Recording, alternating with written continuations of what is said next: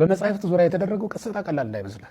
አንድ ጊዜ ታምረ ማርያም እስኪ ምንድነው ስለ ታምረ ማርያም እናጥና ብለን በጉባኤ ቤት ደረጃ ነው አየንና ስንሰበስብ 5 እና ከዛ በላይ ቅጆችን ያገኘነው። ሁሉም ግን የተለያየ ይዘት ነው ያላቸው። በጣም የሚያሳዝን እንግዲህ በቤተ ክርስቲያን አንድ ታምረ ማርያም ነው ያለው።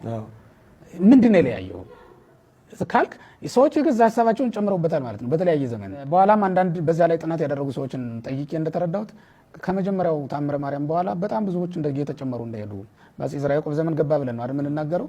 ያን ጊዜ የገባው ጥቂት ነው። በእርግጥ ታምር በየጊዜው ሊጨመር ይችላል። በግብጽ በእመቤታችን ተገልጣ ታምር ያደረገችበት ዘመን ብዙ ነው አይደል። በሌሎች ቤተክርስቲያናት ታምር ልታደርግ ትችላለች እና በየጊዜው ሊጨመር ይችል ይሆናል። ግን ቤተክርስቲያን አውቀው ነው መጨመር ያለበት። ነጋዴ እንደፈቀደ ጥራዝ ማሳደግ በፍጹም የተከለከለ። ይሄ በቤተክርስቲያን ላይ ትልቅ ኃጢአትና ድፍረት ነው እውነት ለማለት። ምክንያቱም ያንተን የራስ ፀጉር ማንም ሊነቅለው አይችልም አይደለ። ወደ ፈቅደ ስትሄድ ነው ሊያስተካክልህ የሚችለው። ወደ ፈቅደ ስትሄድ ነው ሊያበጥርልህ የሚችለው እንጂ ማንም ያለ ፈቃድ ይሄን ያደርጉ። እነዚህ የቤተክርስቲያን ፀጉሮቿ ናቸው ብለን ብንይዘው ማንም እንደፈለገ ሊያበጥራቸው የሚችሉ አይደለም። ነውር ከተገኘባቸው የሚያርሟቸው ሊቃነ ጳጳሳት ሊቃውንት ናቸው።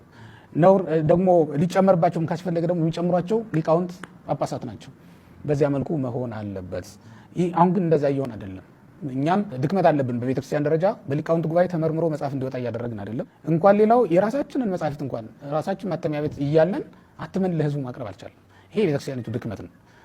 ወደፊት ተጠናክሮ ማተሚያ ቤት የራሱ አኖራት ምዕመናን ከራሳቸው ቤተ መቅደስ ከራሳቸው ማተሚያ ቤት እንዲገዙ ማድረግ መቻል ይኖርብናል። በነጋዴ እጅ መግባቱ ምንድነው ነውሩ?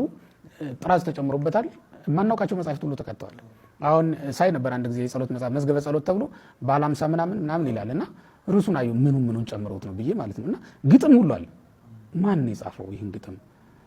በጣም ዝም ብሎ ለጸሎትነት የማይመች ቤተክርስቲያን የማታውቀው ዝግንት ላይ የተሰበሰበበት ነው እና እኔ በጣም ነው የተገረምኩት። በቃ ለካ በምናን ዝም ብሎ የሚጫወቱባቸው እንደው ውዳሴ ማርያም ደግሞ መዝሙረ ዳዊት ጸልየው መኃልየ ደግሞ እንዳይጠቀሙ ዝም ብሎ ማንንም ቅራቅንቦ ሰብስበው ይሰጧቸዋል። ስሙ እንኳን አይታወቅም በቤተክርስቲያን አንዳንዱ መጽሐፍና ይሄ በአባቶቻችን ስርዓት የሌለ ነው በአብዛኛው።